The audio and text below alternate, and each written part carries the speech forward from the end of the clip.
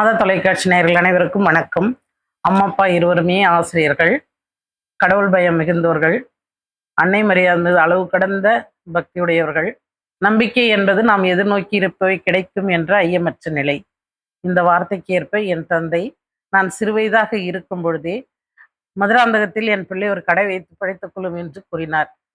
ஆனால் அது அந்த நேரத்திற்கு சாத்தியமற்ற சூழல். ஆனால் இப்பொழுது என் மகன்கள் ஒருவர் ஸ்டுடியோவும் இன்னொருவர் பில்டிங் கன்ஸ்ட்ரக்ஷனும் நகரத்தில் வைத்திருக்கிறார்கள். அவர்கள் ஆசீர்வதித்தது போல் என் வாழ்வில் நடந்தேறியுள்ளது. அதுபோல் அவர்களுடைய கடவுளுடைய பயமும் ஆண்டவருடைய ஆழ்ந்த நம்பிக்கையும் கொண்டதனால் என் மகன் ஒருவர் குருவாக இருக்கிறார். இவை அனைத்துமே என் தாய் தந்தை எனக்கு கொடுத்த ஆசீர்வாதங்கள்.